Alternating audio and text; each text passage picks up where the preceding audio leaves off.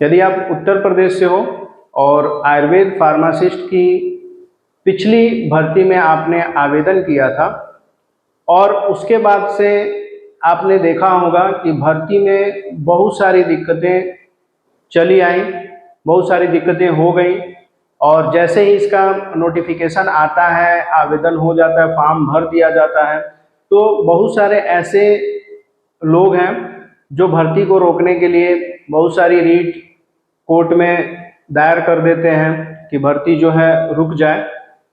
जी हाँ, हम बात कर रहे हैं आयुर्वेद फार्मासिस्ट भर्ती की, जो हाल फिलहाल में कोर्ट में है, जिसमें अलग अलग रीट की सुनवाई हुई और उस सुनवाई का निष्कर्ष क्या हुआ इस वीडियो में हम देखेंगे कि कितनी केस डिस्पोज हुई और इस समय वर्तमान में आयुर्वेद फार्मासिस्ट की जो भर्ती है उस पे दायर की गई रीट और इस भर्ती प्रक्रिया में कहाँ तक क्या चीजें जो हैं हो रही हैं, क्या इस भर्ती में अभी और समय लगेगा सिलेबस जारी होने में, एग्जाम डेट जारी होने में, या बहुत ही जल्दी सारी चीजें जो हैं व्यवस्थित हो जाएंगी।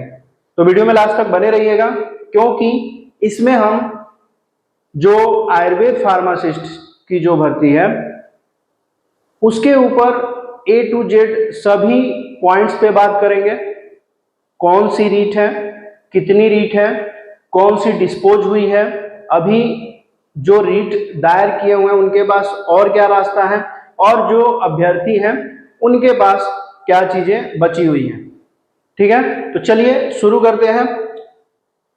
जैसा कि आप सभी को पता है कि UPSSC एडवर्टाइजमेंट नंबर 1 और एग्जाम बर्थडे 2024, यानी कि ये जो नोटिफिकेशन है जारी हुआ था 2024 में, और पोस्ट कौन सी है, फार्मासिस्ट, आयुर्वेद फार्मासिस्ट की पोस्ट है, और टोटल पोस्ट कितनी है, 1002 पदों की रिक्तियां हैं, जो कि एडवर्टाइजमेंट में जो नोटिफिकेशन आया था उसमें साफ साफ कहा गया था। एलिजिबिलिटी की बात करेंगे तो डी फार्मा अगर आयुर्वेद से है और आप बोर्ड ऑफ आयुर्वेद यूनानी तिब्बती चिकित्सा पद्धति उत्तर प्रदेश में आप रजिस्टर्ड हो तो आप इसमें आवेदन किए हैं। और सबसे इम्पोर्टेंट चीज है कि इसमें पेट 2023 जिन्होंने क्वालिफाई किया हुआ है, जिन्होंने पेट 2023 दिया हुआ है, उन्हीं का इसमें आवेदन मांगा गया था, यानी कि 2023 पेट वाले कैंडिडेट ही इसमें फॉर्म अप्लाई कर सकते थे।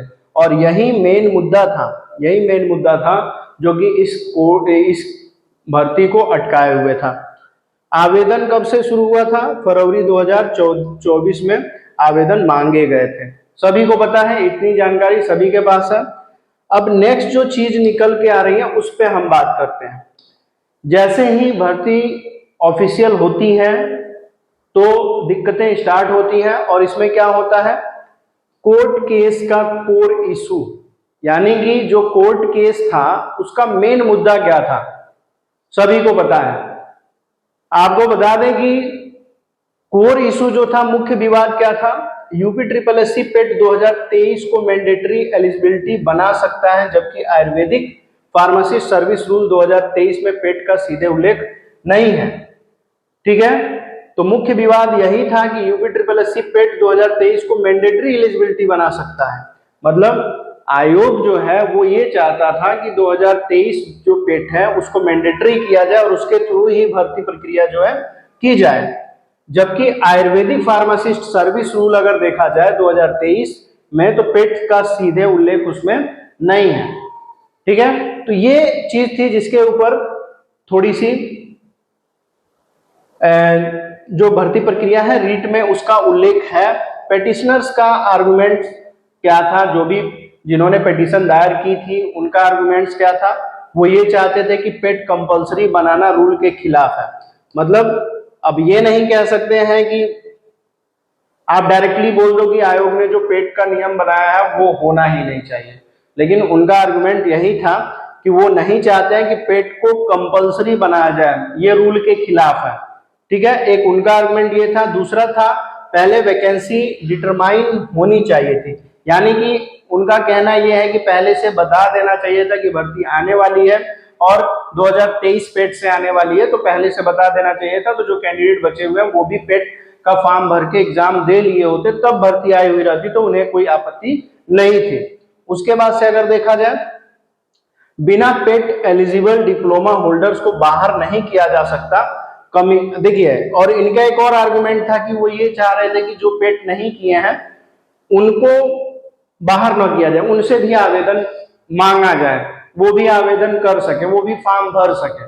ठीक है, तो ये उनके आर्गुमेंट थे। ठीक है, सीधा आर्गुमेंट उनका यही था। और कमीशन का आर्गुमेंट क्या था?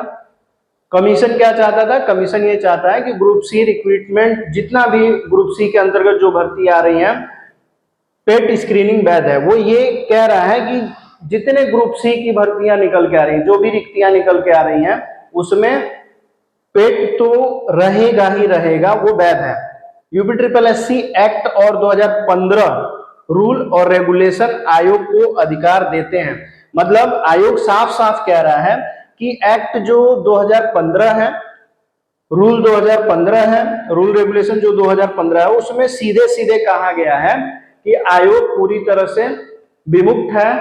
वो पेट के अंतर्गत जो भी नियम लागू हो रहा है उसको भर्ती परीक्षा के अंतर्गत लागू कर सकता है। और दूसरा, पहले भी सिमिलर मैटर कोर्ट डिसमिस कर चुका है।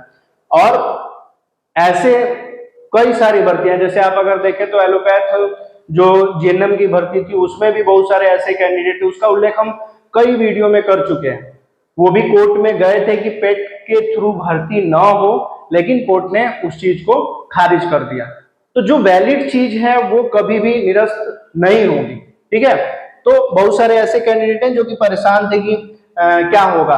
तो जो मुख्य विवाद है उसका हमने यहाँ पे आपको बता दिया कि इस तरह से चीजें जो है चल रही थी। अब आते हैं रीट्स पे, जो मेन रीट्स हैं। तो रीट नंबर 1180 2024, एकता सिंह और अदर वर्सेस स्टेट यूपी और अदर्स, इनके साथ क्लब हुई थी। ठीक है, तो ये रीट जो है इनके साथ पूरी क्लब हुई थी। इसमें जो रीट और है, मतलब ये मेन रीट है और इसके साथ ये रीट भी क्लब हुई थी, जिनमें रीट ए नंबर 1469 है, 1663 है, 1723 है। इन सभी में पेट 2023 मैंडेटरी कंडीशन चैलेंज की गई थी। मतलब इन सभी जितनी भी रीट पड़ी थी, जितनी भी रीट डाली गई थी, सभी में पेट को चैलेंज किया गया था कि पेट नहीं होना चाहिए, बिना पेट के भर्ती होनी चाहिए। ठीक है, तो क्या हुआ इनका हाल, आगे देखते हैं क्या हुआ। तो हुआ ये कि जजमेंट जो निकल के आई वो सिंगल बेंच का डिसीजन आया 4 मार्च 2024 को। हम पुराने रीट की बात कर रहे हैं जो पेट के ऊपर पड़ी हुई थी, पेट के थ्रू नहीं भर्ती कराने के लिए जो डाली गई थी। तो कोर्ट ने पिटीशन डिसमिस कर दिया। मतलब 4 मार्च 2024 को इस रीट को कोर्ट ने इस पिटीशन को डिसमिस कर दिया। और स्पेशल अपील की अगर देखें तो डिवीजन बेंच अपील थी, जिसमें 2024 इलाहाबाद हाई कोर्ट जो है उसने कोर्ट ने क्या कहा, कोर्ट ने कहा कि पेट बेस्ड शॉर्ट लिस्टिंग वैलिड है। कोर्ट ने साफ कह दिया है कि पेट बेस्ड जो शॉर्ट लिस्टिंग की जा रही है वो वैध है। तो अब ये जो पेट का मुद्दा है, जो पेट का मुद्दा है, पीईटी का जो मुद्दा है, वो तो खत्म हो गया। यहाँ पे यूपीट्रिपलएससी ग्रुप सी भर्ती में 2 टायर एग्जाम प्रोसेस अपना सकता है। देखिए, और कोर्ट ने ये भी कह दिया कि जो आयोग है ग्रुप सी की भर्ती में 2 टायर का जो 2 टायर जो प्रोसेस चली आ रही है, यानी कि एक पेट का एग्जाम है और एक जो मुख्य परीक्षा है, मेंस एग्जाम है, इन दोनों को आयोग अपना सकता है। कोर्ट ने सीधे ये कह दिया है कि पेट भी करा सकता है और जो मुख्य परीक्षा है वो करा सकता है, इसमें कोई दिक्कत नहीं है। अर्लियर प्रेसिडेंट्स ऑलरेडी मौजूद थे, इससे कमीशन का पक्ष मजबूत हो गया। तो कमीशन का पक्ष इससे मजबूत हो गया। इसके पहले भी जो रीटें थी वो खारिज हुई थी, तो इसको लेकर के कमीशन का जो पक्ष है वो मजबूत हो गया। आगे अगर देखा जाए तो एक जो रीट है जो डिस्पोज हुई है हाल फिलहाल में, किस तारीख की है, वो 11 मई की है। 11 मई की रीट है जो कि डिस्पोज हो गई है। और इससे एक बहुत ही बड़ी उपलब्धि कह सकते हैं, जिससे ये है कि जो भी फार्मासिस्ट है, आयुर्वेद फार्मासिस्ट के जो कैंडिडेट हैं, उनको एग्जाम में बैठने का, यानी कि जो सपना देख रहे थे वो लगभग पूरा होने ही वाला है। आ रहा समझ में? क्योंकि जो 11 मई को जो रीट खारिज हुई है, जो कैंसिल हुई है रीट, वो पूरी तरह से किसके ऊपर बेस्ड है उसको देखते हैं। और इस रीट को पूरे डिटेल से हम देखेंगे। जो फर्स्ट हियरिंग हुई थी इस रीट की 20 अगस्त 2024 को हुई थी और डेट डिसीजन जो आया है 11 मई 2026 को। ये केस डिस्पोज लिखा हुआ है, ठीक है। अब हम समझते हैं केस डिस्पोज क्या है। आप देखें तो हाल फिलहाल में कई रीटें जो है डिस्पोज हुई हैं, जो आयुर्वेद फार्मासिस्ट भर्ती के एंटी में थी, उनको डिस्पोज किया गया। अब इस जो रीट है उसको हम समझने का प्रयास करते हैं, ठीक है। तो देखिए, केस डिस्पोज ऑन मेरिट्स हुआ है, मतलब कि इसमें साफ साफ मेंशन है केस डिस्पोज ऑन मेरिट्स। तो पीडीएफ में क्या लिखा हुआ है? Dispose of decided on merits, मतलब कि ये बहुत बड़ा पॉइंट है। मतलब जो डिस्पोज ऑफ या डिसीजन डिसाइडेड ऑन मेरिट्स दिया हुआ है, ये एक बड़ा पॉइंट है। इसका मतलब क्या हुआ? इसका मतलब हुआ कोर्ट ने केवल टेक्निकल ग्राउंड पर केस बंद नहीं किया है, कोर्ट ने मेरिट्स यानी एक्चुअल आर्गुमेंट सुनकर फैसला दिया। ऐसा नहीं है कि बस कोर्ट ने बिना कुछ सुने ही, किसी का पक्ष बिना सुने ही फैसला दे दिया। तो कोर्ट ने टेक्निकल ग्राउंड पर केस नहीं बंद किया, उन्होंने पूरी तरह से एक्चुअल आर्गुमेंट सुनकर के फैसला दिया है। अब रिक्रूटमेंट के खिलाफ पेंडिंग अनसर्टेनिटी कम हुई है, मतलब इसके भर्ती के पक्ष में या विपक्ष में कह सकते हैं, भर्ती को रोकने के लिए जो भी चीजें पेंडिंग थी, चाहे जो भी रीट्स की जो सुनवाई थी, वो सभी जो है कम हो गई है। इसके कारण अगर कोर्ट रिक्रूटमेंट रोकना चाहता तो कोर्ट ने सीधा जो कहा है कि डिस्पोज केस को किया है, तो इसका मतलब ये हुआ कि कोर्ट ने एक रास्ता साफ कर दिया है कि भर्ती प्रक्रिया आगे बढ़ सकती है। अगर कोर्ट रोकना चाहता भर्ती को तो इंटरिम स्टे कंटिन्यू हो जाता, ठीक है। इंटरिम स्टे जो है कंटिन्यू हो जाता, लिस्ट अगेन लिखा रहता या काउंटर रिज्वाइंड लिखा होता। ऐसी लैंग्वेज जो है आपको उस केस की हियरिंग के बाद से जो रीट है उसके रिजल्ट में आपको देखने को मिलता, लेकिन यहां फाइनल डिस्पोज दिख रहा है। तो इसका मतलब यही हुआ कि केस डिस्पोज हो गया है, जिसका मतलब यह हुआ कि कोर्ट ने आर्गुमेंट सुन करके फैसला दे दिया है और ये अभ्यर्थियों के पक्ष में है जिन्होंने फॉर्म भरा है, ठीक है। अब दूसरा अगर हम देखें तो इसमें एक और मतलब निकल के आ रहा है क्या, कि यह सिंगल कैंडिडेट नहीं 154 कैंडिडेट की पिटीशन थी। मतलब कि जिस रीट को डिस्पोज किया गया, जिस केस को डिस्पोज किया गया है, उसमें 154 कैंडिडेट की पिटीशन थी। रीट नंबर रीट ए और नंबर 12/290/24 कन्हैयालाल चौहान और 153 और लोग थे versus state of UP and others के ऊपर जो है ये रीट पड़ी हुई थी। अब इसमें सबसे इंपॉर्टेंट चीज क्या है कि लार्ज ग्रुप लिटिगेशन था, यानी व्यापक चैलेंज था। यदि इतना बड़ा बैच डिस्पोज हो गया तो कमीशन के लिए रास्ता रिलेटिवली क्लियर होता है। मतलब ये केस अगर डिस्पोज हुआ है, ये रीट डिस्पोज हुई है, तो इससे कमीशन के लिए रास्ता साफ हो जाता है कि भर्ती प्रक्रिया को वो आगे बढ़ा सकता है, कमीशन भर्ती प्रक्रिया को आगे बढ़ा सकता है, आयोग भर्ती प्रक्रिया के ऊपर काम कर सकता है।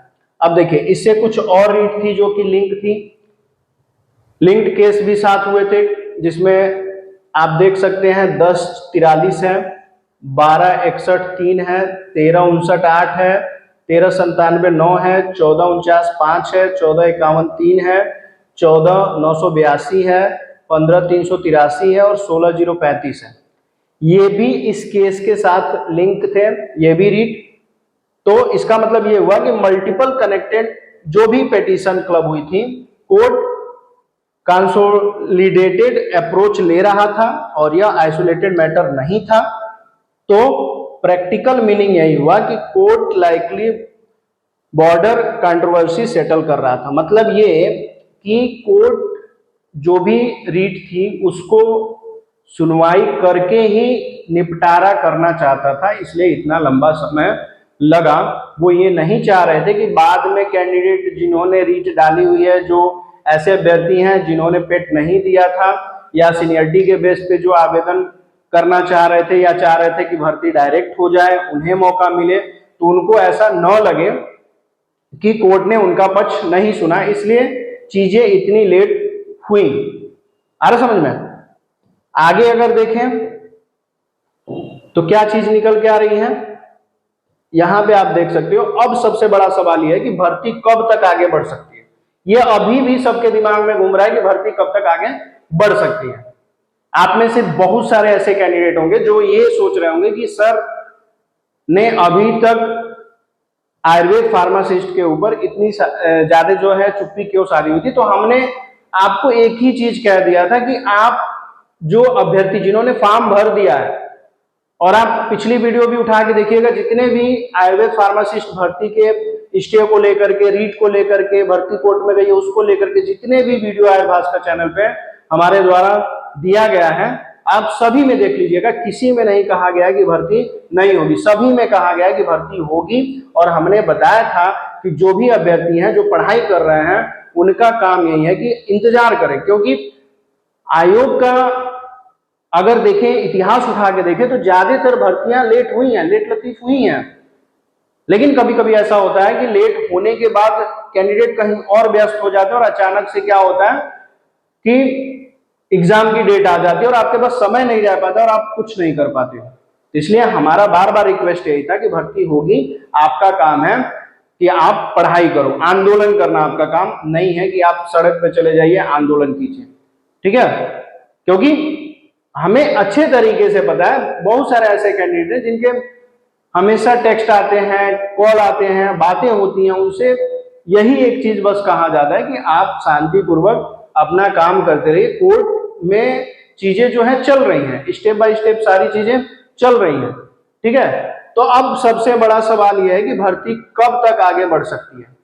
तो अगर हम कहें कि मेरा जो डीप प्रैक्टिकल एनालिसिस है तो उसमें सिनेरियो 1 ये कह रहा है कि यदि जजमेंट जो है कमीशन के फेवर में है, जजमेंट कमीशन के फेवर में है, ये सबसे प्रोबेबल लगता है, क्योंकि अर्लियर पिटीशन ऑलरेडी डिसमिस हो चुकी थी, स्पेशल अपील भी लार्जली कमीशन साइड गई थी, अब कनेक्टेड रीट भी डिस्पोज हो रही है। तो मतलब जो भी एक रीट से जुड़ी हुई जितनी भी रीटें थी वो धीरे धीरे डिस्पोज हो रही हैं।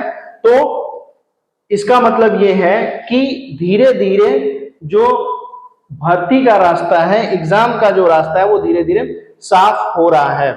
इससे एक प्लस पॉइंट निकल के आ रहा है कि अगले 1 से 3 महीने में, यानी कि अगले 1 से 3 महीने में यूपीएससी नोटिस जारी कर सकता है, रिवाइज्ड स्टेटस दे सकता है, एग्जाम रोड मैप तैयार कर सकता है और शॉर्ट लिस्टिंग मूवमेंट आ सकती है। यानी कि जिन्होंने फॉर्म भरा है उनकी शॉर्ट लिस्टिंग होगी, जिनका रिजेक्शन होना है हो जाएगा, जिनकी शॉर्ट लिस्टिंग होनी है हो जाएगी, और फिर से आवेदन शुल्क के लिए विंडो ओपन हो सकता है। लेकिन सबसे पहले आयोग के नोटिस का वेट करना है, रिवाइज जो स्टेटस है उसका वेट करना है, और एग्जाम का रोड मैप हमें देखना है, तब जाकर के हम शॉर्ट लिस्टिंग मूवमेंट की बात करेंगे। तो 1 से 3 महीने में ये हो सकता है, 1 से 3 महीने यानी कि मई बीतते और 3 महीने और हम जोड़ सकते हैं, लेकिन इसमें अभी समय लगेगा। और सिनेरियो 2 क्या कह रहा है, ये कह रहा है कि यदि लिमिटेड रिलीफ दिया गया तो पॉसिबल कुछ चीजें हो सकती हैं। कुछ पेटिशनर्स को representation, category correction, normalization issue और डॉक्यूमेंट स्क्रूटनी डायरेक्शन भी दिया जा सकता है। देखिए पहले सिनेरियो में हमने बताया कि कुछ चीजें ऐसी हुई जिससे क्या हो सकता है कि यूपीएससी जो है स्टेटस जारी कर सकता है भर्ती का, भर्ती के लिए रोड मैप तैयार कर सकता है, और भी बहुत सारी चीजें हैं जो कि एग्जाम के आपके भर्ती के पक्ष में रहेंगी। लेकिन सिनेरियो 2 अगर देखा जाए तो इसमें यदि लिमिटेड रिलीफ दिया गया हो तो कुछ चीजें अगर जो पेटिशनर थे उनके पक्ष में दे दिया जाए तो कुछ चीजें हो सकती है। कुछ पेटिशनर को रिप्रेजेंटेशन, कैटेगरी करेक्शन, नॉर्मलाइजेशन और डॉक्यूमेंट स्क्रूटनी डायरेक्शन भी दिया जा सकता है। ऐसे में भी अगर देखा जाए तो भर्ती नहीं रुकेगी, बस क्या होगा, एडमिनिस्ट्रेटिव कॉम्प्लियंस हो सकता है, मतलब कि जो अटकलें लगी हुई हैं, भर्ती थोड़ी सी और विलंब हो सकती है, लेकिन ऐसा नहीं है कि भर्ती रुक जाएगी। एक और सिनेरियो देख लेते हैं, सिनेरियो 3 क्या कह रहा है, फ्रेश सुप्रीम कोर्ट चैलेंज, यह भी पॉसिबल है। अब एक चीज और, मतलब हाई कोर्ट में जो अभ्यर्थी जिन्होंने रीट डाली हुई थी, जिनका पिटीशन था, वो तो हो गया, लेकिन उनके पास विकल्प है कि वो सुप्रीम कोर्ट चैलेंज भी पॉसिबल कर सकते हैं, लेकिन रियलिस्टिक ग्राउंड वीक दिख रहा है, मतलब कि जो उन्होंने पिटीशन डाली हुई है, जो रीट डाली हुई है, वो वीक है।